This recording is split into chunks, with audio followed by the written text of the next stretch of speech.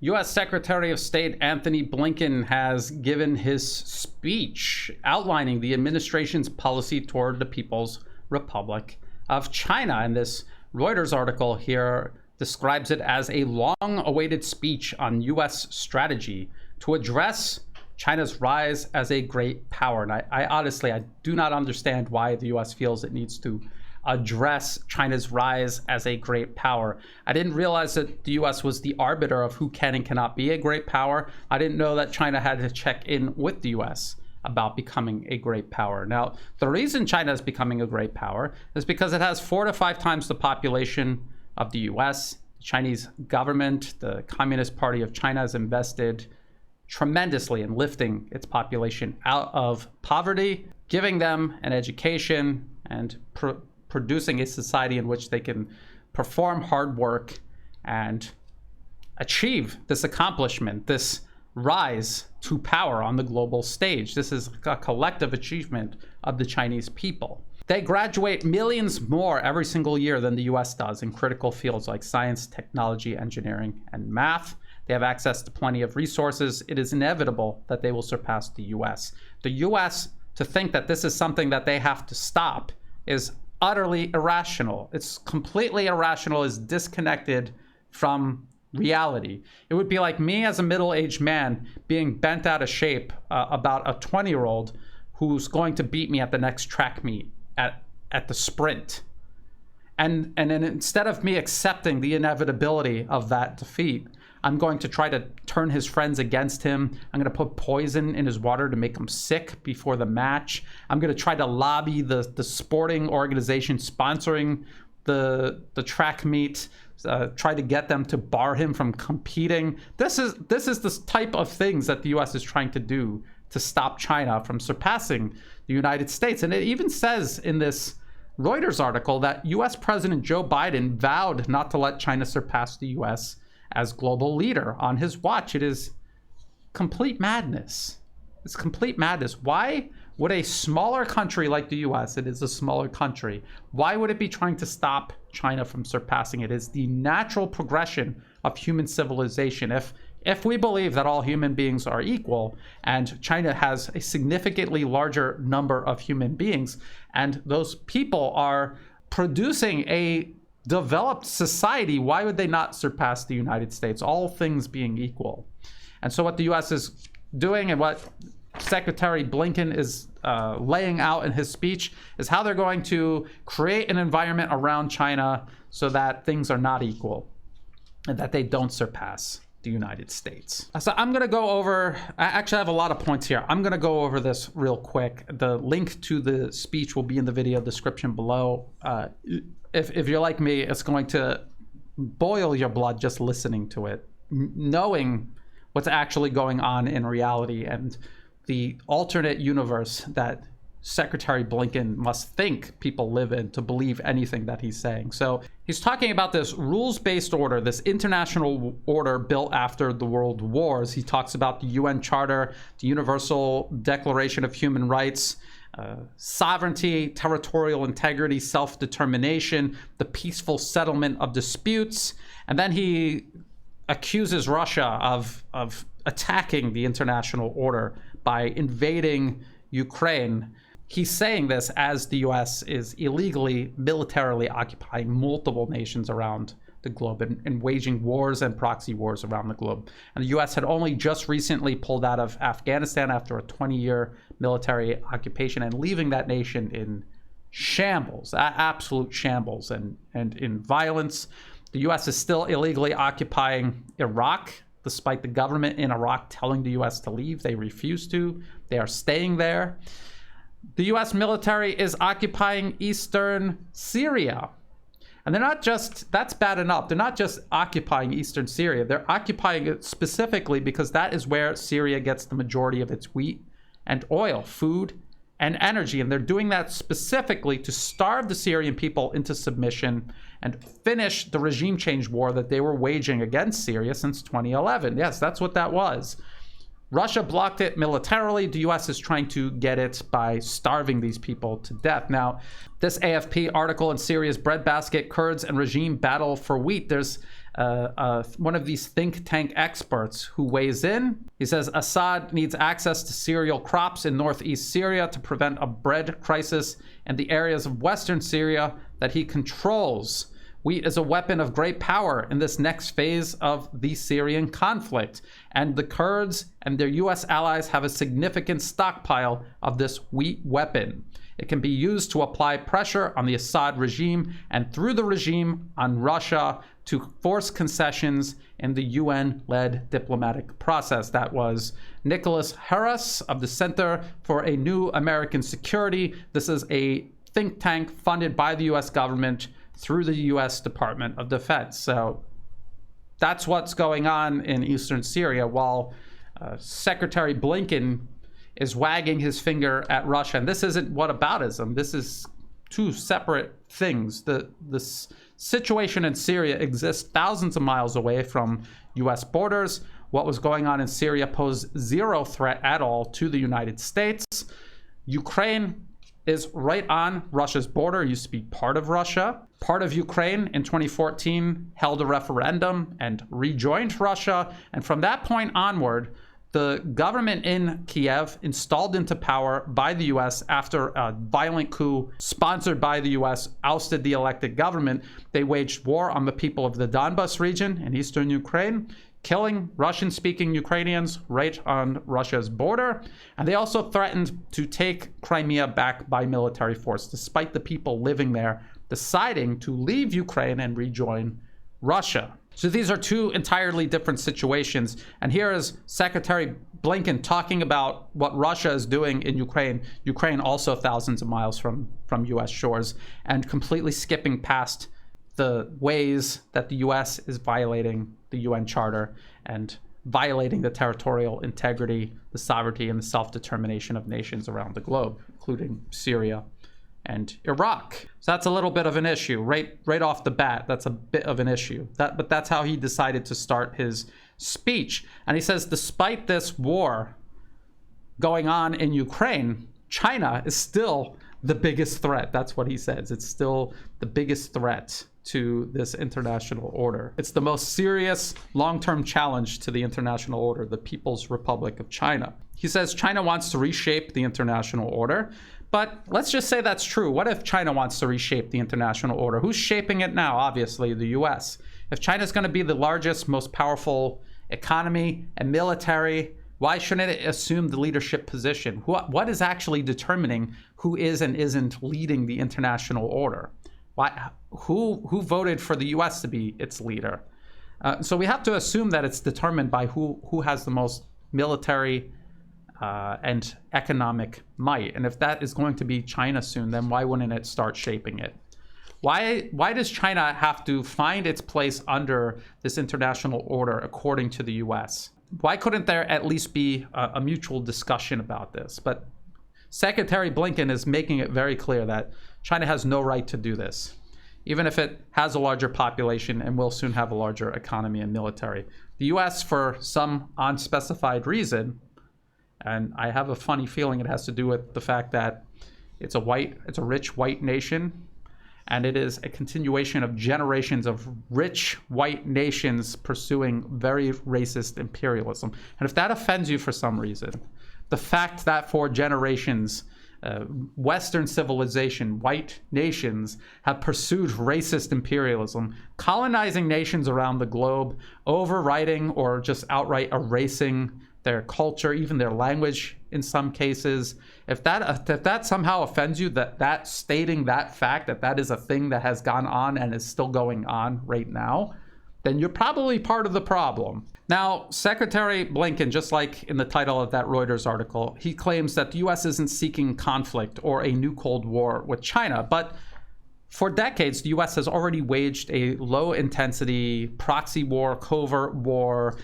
They have been sponsoring sedition inside of China, including up to and including armed separatism and terrorism. There were violent protests in Hong Kong recently that was sponsored by the U.S. There was terrorism across Xinjiang, and then it spread out across the rest of China, and then the rest of Asia, and then the rest of Eurasia. these Uyghur extremists that the US and its allies helped radicalize and help sponsor. There's also Tibetan separatism. As a matter of fact, let me just show you this from the State Department, state.gov, Office of the Historian. This was from 1964. The CIA Tibetan activity consists of political action, propaganda, and paramilitary activity. Paramilitary activity means the US was giving them guns to go into China and kill Chinese people as part of a process of carving Tibet off of China. Talking about territorial integrity, this is what the US has been doing for decades against China specifically.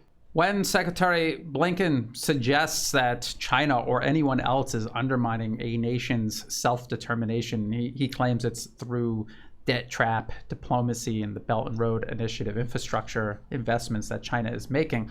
The US government created and oversees and annually funds the National Endowment for Democracy. The very existence of the National Endowment for Democracy is an affront to the UN Charter and the notion of political independence. And if you, we were just talking about Tibet in the 1960s. Well, this is 2021. This is the NED programs for Tibet. And this is all about sponsoring separatism. And if you go to some of the organizations listed here, if you go to their websites, they talk about separatism, about a free Tibet, about ending the occupation of China of Tibet. Tibet, Xinjiang, Hong Kong, even Taiwan is recognized universally as part of China. And even Secretary Blinken in this speech mentions the One China policy and how Taiwan is not an independent country. It's not an independent country. Who is it dependent on? It's dependent on China, the People's Republic of China, who has only one government, the Communist Party of China in Beijing. Here are the NED programs for Xinjiang, which they also refer to as East Turkestan. The only people using this term, East Turkestan, are separatists, political separatists, and also armed separatists, like the East Turkestan Islamic Movement, a listed terrorist organization by the UN Security Council. There's also NED programs in Hong Kong. Secretary Blinken will mention in his speech, some sort of democracy movement in Hong Kong. If the US is involved in the movement, if they're funding it and backing it, then it had nothing to do with democracy. Democracy is a process of self-determination. And if most of what was going on with that movement was determined in Washington, then it was actually just what? Foreign interference. That's what. Then there are China's partners, trade partners, allies, and the US has programs trying to undermine the governments in each one of these countries. Thailand, to try to derail their growing ties with China. Myanmar, which they're still calling Burma, which is what the British called Burma, because the British colonized Myanmar at one point. And that's about stoking this ongoing armed insurrection in Myanmar. They're not just attacking the central government, they're also attacking Chinese factories and infrastructure related to the Belt and Road Initiative. This is what the US is doing everywhere. They're also doing it in Pakistan. These are the NED programs in Pakistan, and these include separatism in Baluchistan, the southwest region of Pakistan.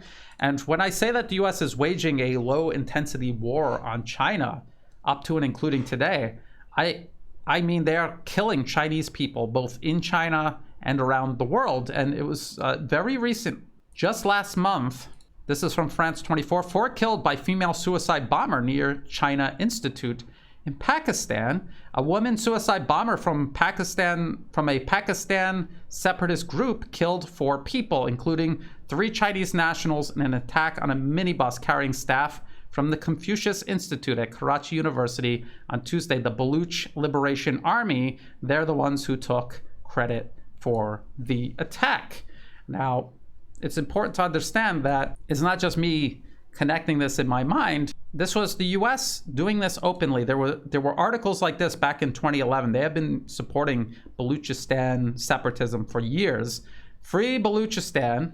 The bottom line is right here. Pakistan has given China a base at Gwadar in the heart of Baluch territory, so an independent Baluchistan would serve US strategic interests. And the US government even puts in motion bills like this, expressing the sense of Congress that the people of Baluchistan have the right to self-determination and to their own sovereign country, because that would cut the Belt and Road Initiative off. That is what the U.S. has been doing for years and years and years. And that is what the U.S. is still doing today. And this is what Secretary Blinken is papering over while pretending it's China that is the problem. China, if it's trying to change the world order, it's because this is what the world order has been doing. The international order has been doing. It has been allowing this to happen, and China wants it to stop. I think a lot of people would like it to stop. Secretary Blinken claims that China's rise is the result of the international order.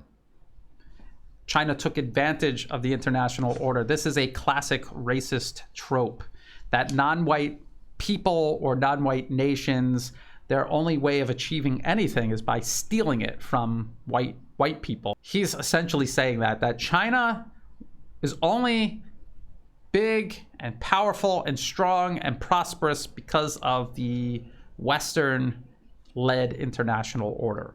This is also from the 1960s. It's also from the State Department's own website, Office of the Historian.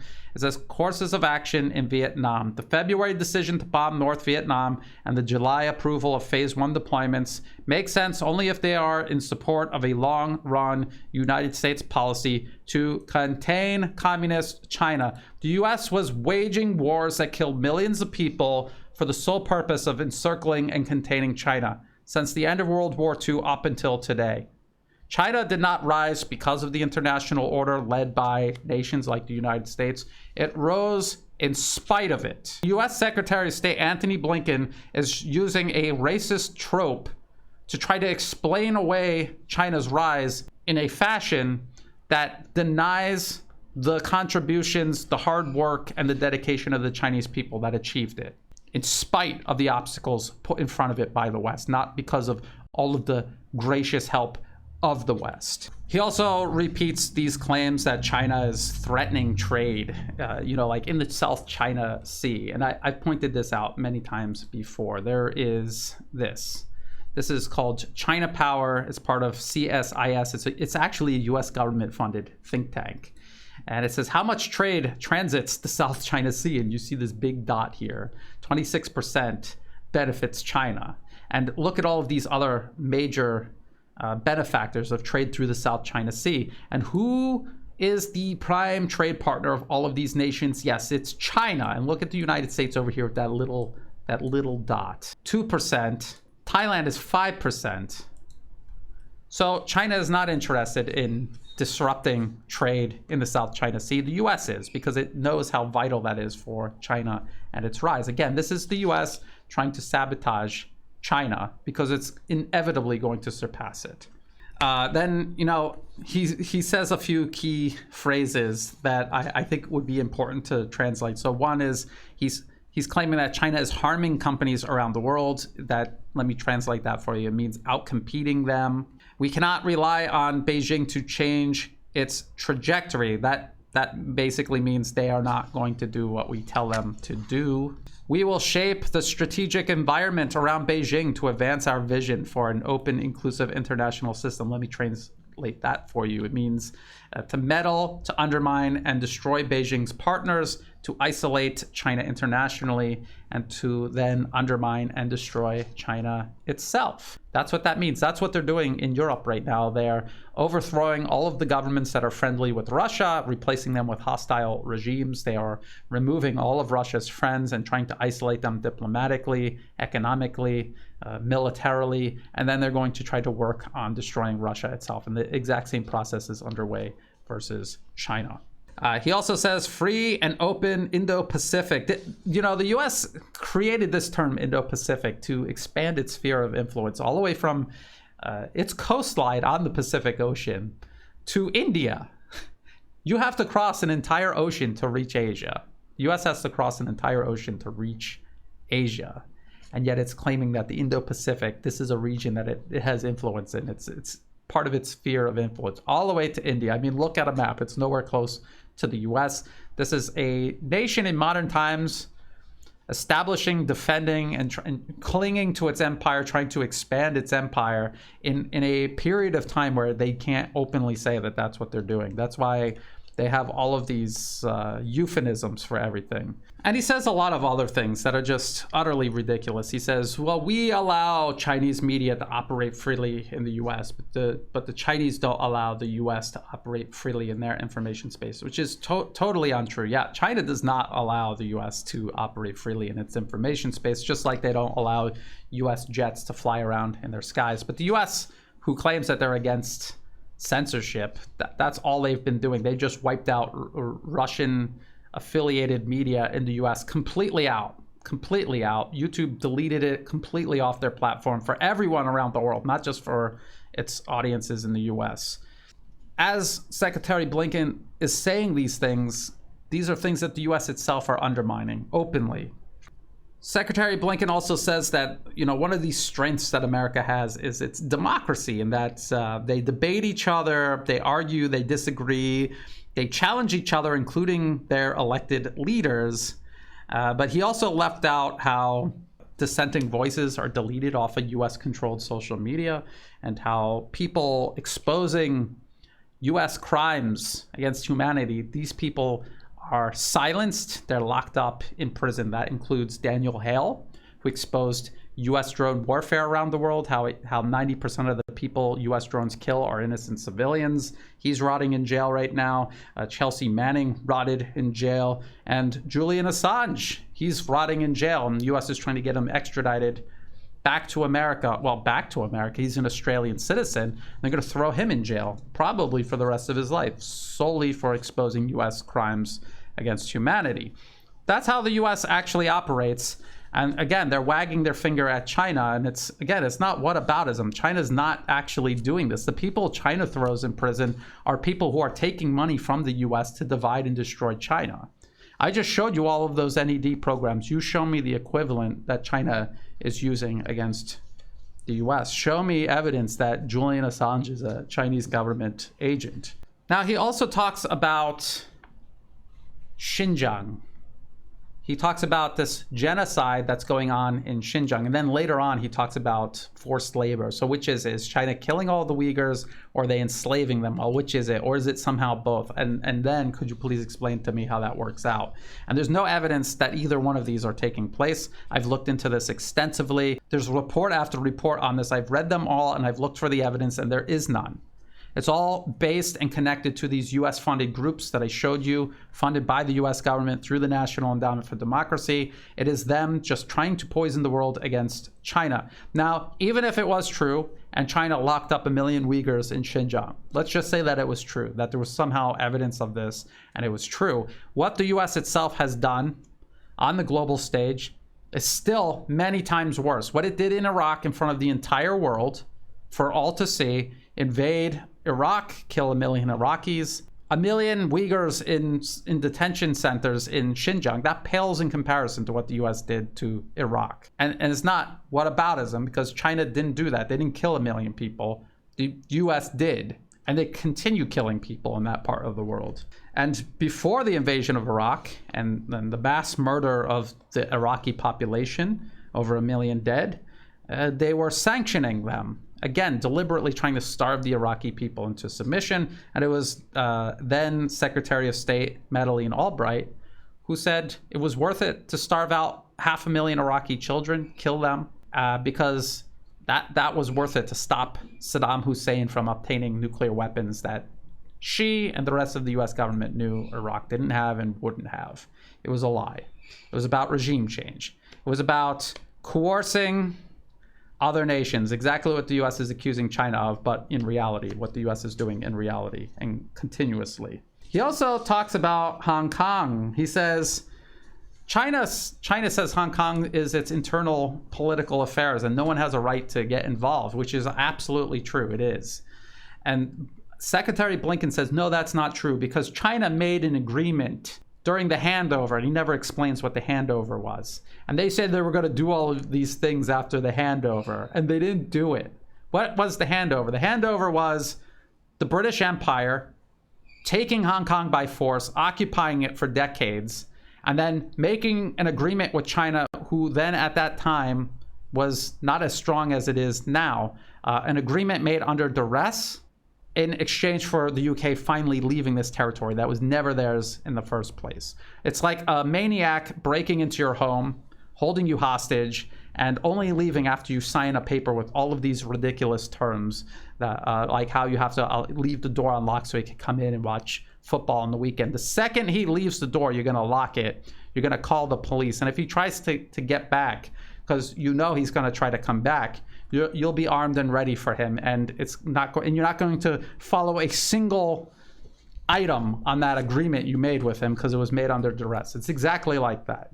China has absolutely no obligation to uphold any of those conditions, and yet they have been.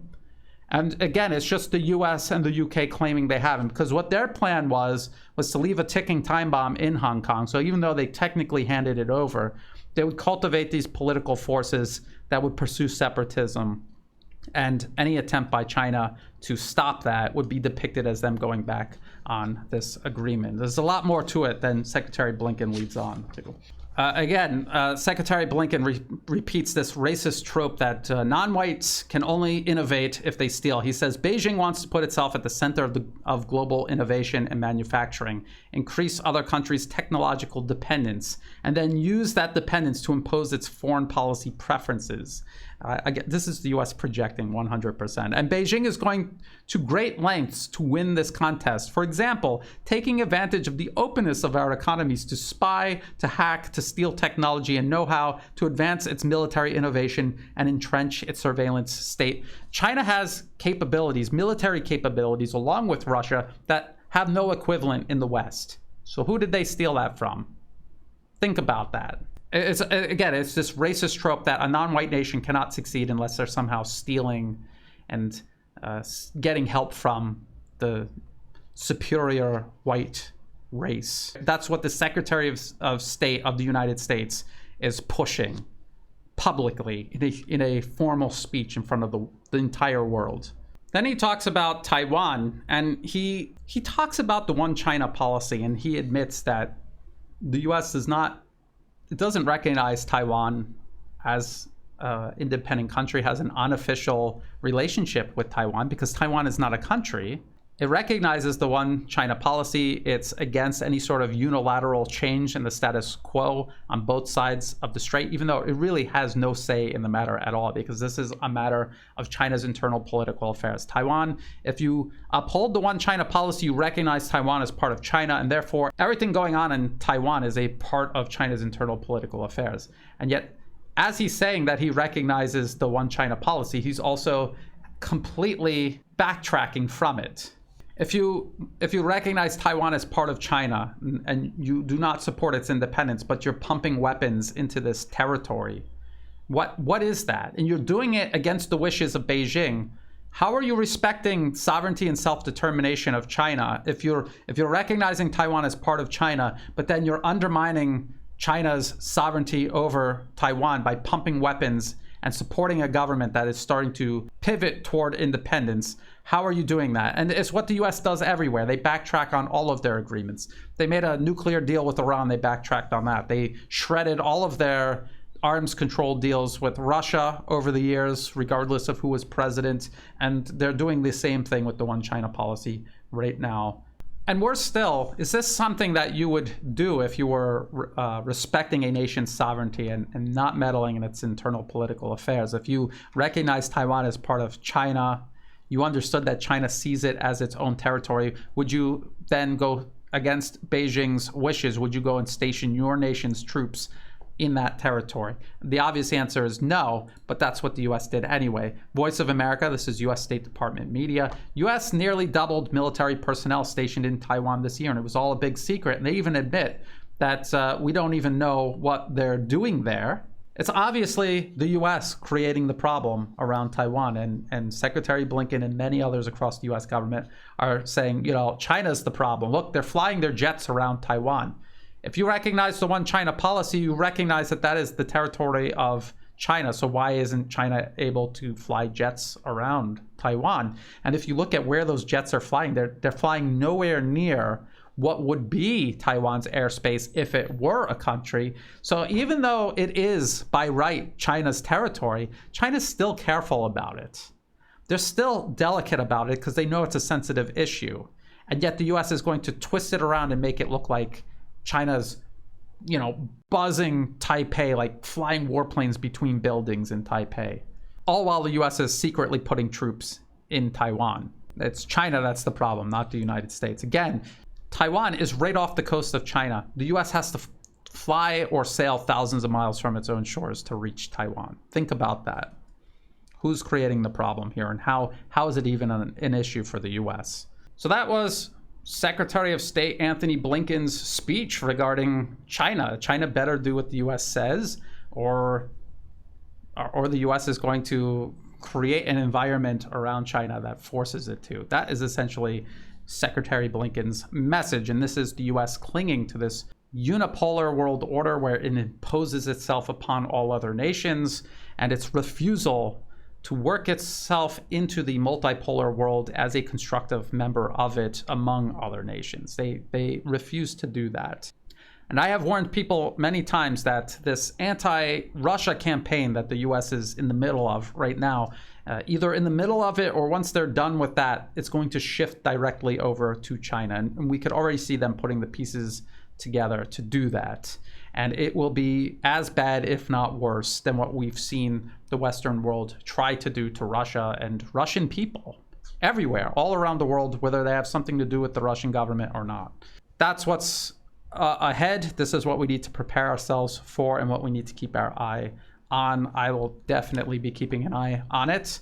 If you thought this video was useful, please like and share. Think about subscribing. It's free to do. It helps the channel grow. And if you're watching this on YouTube, check the video description below to see where else you can find my work. I'm on Telegram, I'm on Rumble, I'm also on Odyssey. That's just in case YouTube decides to delete my channel, because I've already been deleted by other US-based social media platforms, Twitter and Facebook, namely. In the video description below are all of the links that I referenced during this video. Check those out. There's also ways you can help support my work. You can do that through Buy Me a Coffee, through Patreon, and also through PayPal. To everyone who has been helping support my work, whether it's month-to-month memberships, one-time donations, or even if you're just helping share my work with others, sending news tips, or even just kind words, I appreciate all of that. I could not do this work without that support, so thank you. And as always, thank you for watching.